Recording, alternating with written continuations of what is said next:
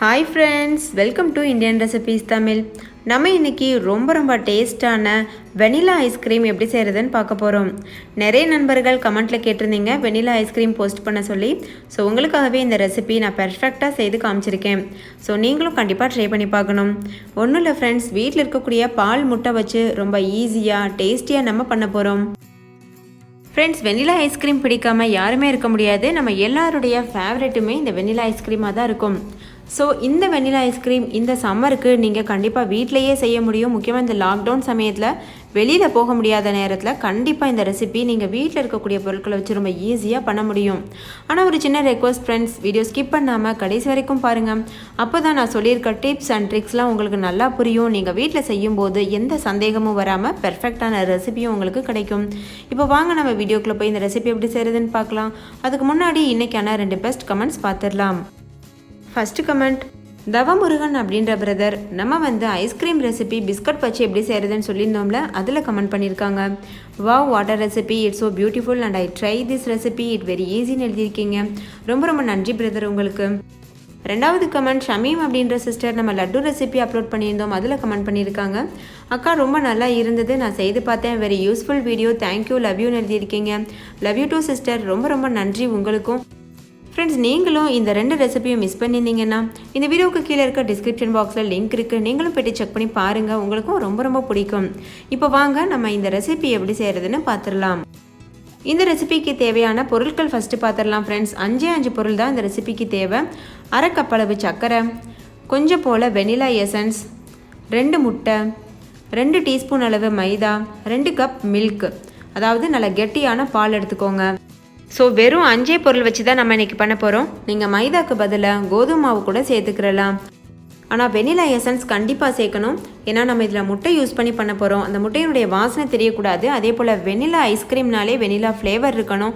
So vanilla essence ரொம்ப முக்கியம். Friends, ஒருவேளை நீங்கள் வெஜிடேரியன் முட்டை சாப்பிட மாட்டீங்கன்னா வீடியோவுக்கு கீழே கமெண்ட் பண்ணுங்கள். கண்டிப்பாக நான் நெக்ஸ்ட்டு தடவை பார்த்தீங்கன்னா உங்களுக்கு முட்டை இல்லாத வெனிலா ஐஸ்கிரீம் எப்படி செய்கிறதுன்னு வீடியோ அப்லோட் பண்ணுறேன். ஸோ இந்த ரெசிபி பண்ணுறதுக்கு ஒரு மிக்சர் ஜார் எடுத்துக்கோங்க. அதில் நம்ம எடுத்து வச்சுருக்க 2 முட்டையை சேர்த்துருங்க. இது கூடவே நம்ம எடுத்து வச்சுருக்க 2 டீஸ்பூன் அளவுக்கு மைதாவையும் சேர்த்துட்டு இதை நல்லா நைஸாக எந்த அளவுக்கு ஃப்ளஃபியாக அரைக்க முடியுமோ அந்த அளவுக்கு நல்லா நைஸாக அரைச்சிட்டு வந்துடுங்க. இப்போ பாருங்கள் ஃப்ரெண்ட்ஸ், நான் நைஸாக அரைச்சிட்டு வந்திருக்கேன். பாருங்கள் எவ்வளோ ஃப்ளஃபியாக இருக்குன்னு. இது ஒரு ஓரமாக இருக்கட்டும். இப்போ ஒரு பாத்திரம் எடுத்துக்கோங்க. அதில் 2 கப் அளவு நல்லா கெட்டியான பால் சேர்த்துக்கோங்க. இது காய்ச்சி ஆற வச்ச பால் தான் நான் சேர்த்துருக்கேன். இப்போ இதில் நம்ம ஏற்கனவே அரைச்சி வச்சுருக்க முட்டை மைதா மிக்சரை சேர்த்துட்டு நல்லா பார்த்திங்கன்னா கலந்து விடுங்க. இப்போ தான் ஸ்டவ் ஆன் பண்ணணும். இது வரைக்கும் நான் ஸ்டவ் ஆன் பண்ணலை. இப்போ ஸ்டவ் ஆன் பண்ணிவிட்டு இதில் நம்ம எடுத்து வச்சுருக்க சர்க்கரையும் சேர்த்துட்டு கைவிடாமல் நல்லா கலந்துட்டே இருங்க. லோ ஃப்ளேமில் வச்சுட்டு ஒரு 3 நிமிஷத்துக்கு நல்லா இது போல் கலந்துக்கோங்க. ஸோ முட்டை சேர்த்துருக்கோம், அதில் ரொம்ப வாசனை அடிக்குமே அப்படிலாம் கேட்டிங்கன்னா கண்டிப்பாக இருக்காது ஃப்ரெண்ட்ஸ். நான் சொல்கிற மெத்தடில் பண்ணுங்கள், முட்டை வாசனையே இருக்காது. அதே போல் கடையில் கிடைக்கக்கூடிய அளவுக்கு அதே போல் க்ரீமியான டெக்ஸ்சரோடு இருக்கும். ஸோ இதை இப்போ நம்ம லோ ஃப்ளேமில் வச்சு 3 நிமிஷத்துக்கு நல்லா கலந்துக்கிறலாம். அவ்வளோதான் ஃப்ரெண்ட்ஸ், இப்போது 3 நிமிஷம் ஆயிடுச்சு. ஸ்டவ் ஆஃப் பண்ணிடுங்க. இது கொஞ்சம் போல் திக்காகிற மாதிரி இருக்கும். இந்த டைமில் ஸ்டவ் ஆஃப் பண்ணிவிட்டு இதை ஒரு தடவை மறுபடிக்கும் நல்லா ஒரு 3 நிமிஷத்துக்கு கைவிடாமல் கலந்துக்கோங்க. ஃப்ரெண்ட்ஸ், நல்லா ஞாபகம் வச்சுக்கோங்க. இப்போ நான் ஸ்டவ் ஆஃப் பண்ணிட்டேன். ஆஃப் பண்ணிவிட்டு தான் கலந்துட்டுருக்கேன். 3 நிமிஷத்துக்கு கைவிடாமல் நல்லா கலந்துக்கோங்க. இல்லைனா அந்த முட்டை கெட்டியாகிறதுக்கு வாய்ப்பு இருக்குது. அதனால் தொடர்ந்து ஒரு 3 நிமிஷத்துக்கு இது போல் ஒரு விஸ்க் வச்சு கலந்துகிட்டே இருங்க. நல்லா கலந்ததுக்கப்புறமா இதை முழுமையாக ஆற விட்டுருங்க ஃப்ரெண்ட்ஸ். இது நல்லா ஆறுனதுக்கப்புறமா மிக்சியில் போட்டு நல்லா நைஸாக அரைச்சிக்கோங்க. ஃப்ரெண்ட்ஸ், இது நல்லா ஆறுனதுக்கப்புறம் தான் நீங்கள் மிக்சியில் போட்டு அரைக்கணும். இல்லைனா மூடி ஓப்பன் ஆகிட்டு வீடெல்லாம் தெரிச்சிரும். நீங்கள் சூடாக மிக்சியில் போட்டு அரைச்சிங்கன்னா ரொம்ப கஷ்டமாயிரும். அதனால் நல்லா ஆற விட்டுட்டு அரைங்க. இப்போ இது கூட ஒரு 1/4 டீஸ்பூன் அளவுக்கு வெனிலா எசன்ஸ் சேர்த்துக்கோங்க. சேர்த்துட்டு மறுபடிக்கும் நல்லா நைஸாக அரைச்சிக்கோங்க. இப்போ பாருங்கள் ஃப்ரெண்ட்ஸ், எவ்வளோ ஃப்ளஃபியாக அரைப்பட்டிருக்கு. இதை ஒரு ட்ரேயில் ஊற்றி நல்லா பார்த்திங்கன்னா ஏர்டைட்டாக மூடிடுங்க. மூடி போட்டு மூடிட்டு ஒரு 8 மணி நேரம் ஃப்ரீசரில் வச்சுருங்க. நல்லா ஹையில் வச்சுட்டு ஒரு 8 மணி நேரம் வச்சுருங்க. இப்போ பாருங்கள் ஃப்ரெண்ட்ஸ், ஒரு 8 மணி நேரம் ஆயிடுச்சு. நல்லா பார்த்திங்கன்னா கெட்டியாக ஐஸ் கட்டி மாதிரி ஆயிருக்கும். இந்த டைமில் இது போல் வெளியில் எடுத்துகிட்டு நல்லா வந்து ஒரு ஸ்கூப்பு இல்லைனா கத்தி வச்சுட்டு நல்லா இதை வெளியில் எடுத்துருங்க. இந்த ஐஸ்கிரீமை எடுத்துகிட்டு ஒரு மிக்சியில் போட்டு நல்லா நைஸாக அரைச்சிட்டு வர போகிறோம். பாருங்கள், இந்த ஐஸ்கிரீம்லாம் நான் மிக்சி ஜாரில் போட்டிருக்கேன். இது நல்லா நைஸாக அரைச்சாச்சு. பாருங்கள் எவ்வளோ சூப்பராக க்ரீமியாக இருக்குது. இந்த டைமில் மறுபடிக்கும் நம்ம ட்ரேயில் வந்து மறுபடிக்கும் ஊற்றிடணும். நம்ம ஏற்கனவே ஒரு ட்ரேயில் ஊற்றி வச்சுருந்தோம்ல, அதே ட்ரேயில் மறுபடிக்கும் ட்ரான்ஸ்ஃபர் பண்ணிவிட்டு நல்ல ஏர் டைட்டாக மூடி போட்டு மூடிடுங்க. அதுக்கு முன்னாடி இது போல் நல்லா லெவல் படுத்திக்கோங்க. நம்ம ஐஸ் கட்டி ஆனதுக்கப்புறம் அரைக்கிறதுனால கண்டிப்பாக கொஞ்சம் கூட ஃப்ளாப் ஆகாமல் உங்களுடைய ஐஸ்கிரீம் நல்லா க்ரீமியாக வரும். முக்கியமாக இதில் நம்ம ஃப்ரெஷ் க்ரீம் எதுவுமே சேர்க்கலை. அப்படி இருந்தும் இது நல்லா க்ரீமியாக கடையில் கிடைக்கக்கூடிய அளவுக்கு வரும். அதே போல் எந்த ப்ரிசர்வேட்டிவும் சேர்க்கலை, கெமிக்கல்ஸும் சேர்க்கலை ஃப்ரெண்ட்ஸ். ஸோ ரொம்ப ஆரோக்கியமான ஐஸ்கிரீம் இது. இப்போ இது போல் நல்லா லெவல் படுத்தினதுக்கு அப்புறமா ஒரு பட்டர் ஷீட் இல்லைன்னா நம்ம பால் வாங்கும்போது இருக்கும்ல கவர், அந்த கவர் எது வேணால் நீங்கள் போட்டு மூடிக்கோங்க. நான் வந்து பட்டர் ஷீட் வச்சு மூடியிருக்கேன். இது எதுக்குன்னா ஐஸ் கட்டி மாதிரி ஆகாமல் க்ரீமியாகவே இருக்கிறதுக்காக பண்ணுறோம். ஸோ இந்த ஸ்டெப் ரொம்ப ரொம்ப முக்கியம். இப்போது நல்லா ஏர் டைட்டாக மூடிட்டு ஃப்ரீசரில் மறுபடிக்கும் 8 மணி நேரம் வச்சு எடுத்துக்கோங்க.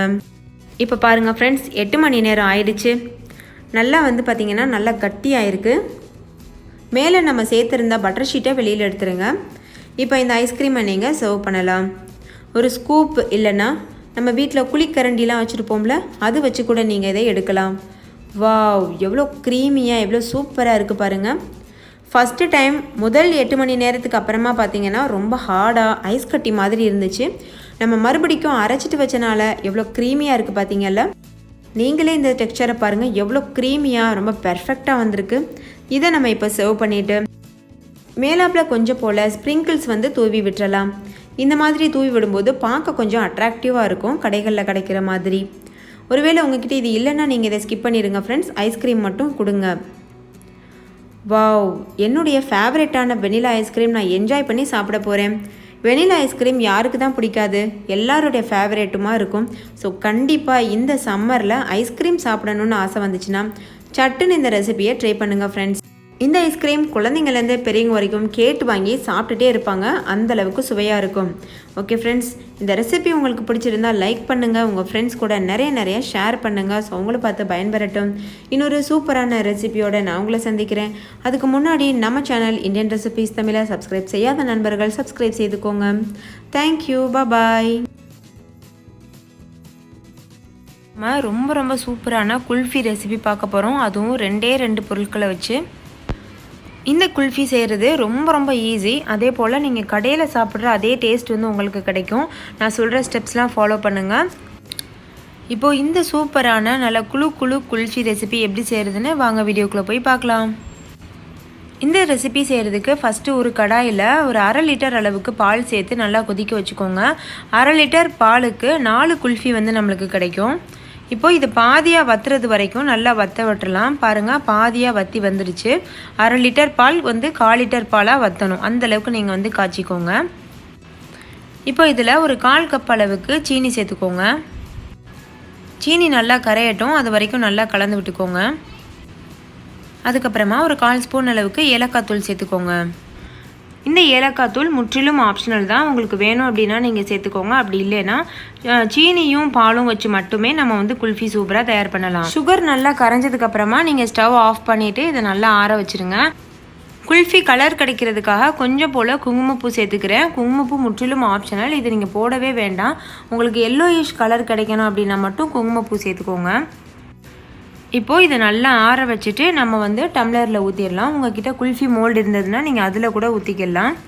எனக்கு இந்த 1/2 லிட்டர் பால் வச்சு நம்ம செய்கிறதுல வந்து பார்த்திங்கன்னா 4-5 குல்ஃபி வந்து கிடச்சிருக்கு. உங்களுக்கு வந்து நீங்கள் 1 லிட்டர் பாலில் செஞ்சிங்கன்னா நிறைய குல்ஃபி கிடைக்கும். நீங்கள் குல்ஃபி மோல்டு தான் வச்சு யூஸ் பண்ணணும்னு கிடையாது. நார்மலாக வந்து நம்ம வீட்டில் இருக்கக்கூடிய குட்டி டம்ளர்ஸ் யூஸ் பண்ணி நீங்கள் வந்து இந்த மாதிரி பண்ணிக்கலாம். பாருங்கள், இப்போ இந்த மாதிரி நம்ம வந்து சேர்த்தாச்சு. அதுக்கப்புறமா ஃபாயில் வச்சுக்கோங்க. ஃபாயில் வச்சுட்டு நல்லா க்ளோஸ் பண்ணிடுங்க. இந்த மாதிரி எதுக்காக நம்ம க்ளோஸ் பண்ணுறோன்னா அப்போ தான் வந்து கிறிஸ்டல் ஆகாமல் நல்லா வந்து குல்ஃபி வந்து நல்லா டேஸ்ட்டாக இருக்கும், அதுக்காக தான். இல்லை அப்படின்னா குச்சி ஐஸ் மாதிரி ரொம்ப கிறிஸ்டல் ஆகிட்டு ஹார்டாக இருக்கும். நீங்கள் இந்த மாதிரி க்ளோஸ் பண்ணிட்டீங்க அப்படின்னா குல்ஃபி செட் ஆகிறதுக்கு கொஞ்சம் நேரம் பிடிக்கும். பட் நல்லா வந்து ஒரு க்ரீமி டெக்ஸ்சரில் உங்களுக்கு குல்ஃபி கிடைக்கும். இப்போ இதை நம்ம ஃப்ரீசரில் வச்சிடலாம். ஃப்ரீசரில் வச்சுட்டு மறுநாள் வந்து பார்க்கலாம். இப்போ பாருங்கள் மறுநாள் ஆயிடுச்சு, நல்லா ஃப்ரீஸ் ஆகிருக்கு. இப்போ இந்த ஃபாயில்லாம் எடுத்துகிட்டு நம்ம வந்து குல்ஃபியை வெளியில் எடுத்துடலாம். வெளியில் எடுக்கிறது ரொம்ப ரொம்ப சிம்பிள் தான். இந்த மாதிரி வந்து ஒரு பவுலில் தண்ணி வச்சுக்கோங்க. தண்ணியில் நல்லா வந்து இந்த மாதிரி காட்டிக்கோங்க. அடிபாகத்தை காட்டிட்டு இந்த மாதிரி வந்து கையிட்ட வச்சு ப்ரெஸ் பண்ணி இப்படி திருகி விடுங்க. உங்கள்கிட்ட ஐஸ் குச்சி இருந்தது அப்படின்னா இந்த மாதிரி வந்து ஐஸ் குச்சியை உள்ளே வச்சுட்டு லைட்டாக அப்படி ட்விஸ்ட் பண்ணி வெளியில் எழுங்க. ரொம்ப சிம்பிளாக வந்துடும். ஓகே ஃப்ரெண்ட்ஸ், நீங்களே பார்த்துருப்பீங்க இது எவ்வளோ சிம்பிள்னு சொல்லிட்டு. பாருங்கள், லைட்டாக வந்து ட்விஸ்ட் பண்ணி வெளியில் இழுத்தேன், வந்துருச்சு. பார்க்குறதுக்கு எவ்வளோ க்ரீமி டெக்ஸ்சராக எவ்வளோ சூப்பராக இருக்குல்ல. இது கூட நீங்கள் நட்ஸ் எல்லாம் சேர்த்துக்கிறலாம், இன்னுமே நல்லா டேஸ்ட்டாக இருக்கும். பட் நம்ம இன்றைக்கி ரொம்ப சிம்பிளாக பண்ணியிருக்கிறோம். ஓகே ஃப்ரெண்ட்ஸ், கண்டிப்பாக நீங்களும் இந்த குல்ஃபி ரெசிபியை வீட்டில் ட்ரை பண்ணி பாருங்கள். 1/2 லிட்டர் பால் போதும், சீனி இருந்தால் போதும், டக்குன்னு செஞ்சுருங்க. செய்து பார்த்துட்டு உங்களுடைய எக்ஸ்பீரியன்ஸ் எப்படி இருந்ததுன்னு கமெண்ட்டில் என் கூட ஷேர் பண்ண மறந்துடாதீங்க. இந்த வீடியோ உங்கள் எல்லாருக்கும் ரொம்ப பிடிச்சிருக்கும் நம்புகிறேன். இந்த வீடியோ உங்களுக்கு பிடிச்சிருந்தா லைக் பண்ணுங்கள், உங்கள் ஃப்ரெண்ட்ஸ் கூட நிறைய ஷேர் பண்ணுங்கள். ஸோ அவங்களும் பார்த்து பயன்பெறுவாங்க. இன்னொரு சூப்பரான ரெசிபியோட நான் உங்களை சந்திக்கிறேன். அதுக்கு முன்னாடி நம்ம சேனலை சப்ஸ்கிரைப் செய்யாத நண்பர்களாக நீங்கள் இருந்தீங்கன்னா இந்த வீடியோக்கில் இருக்க ரெட் கலர் சப்ஸ்கிரைப் பட்டனை கிளிக் பண்ணி சப்ஸ்கிரைப் பண்ணிக்கோங்க. தேங்க்யூ, பாய்.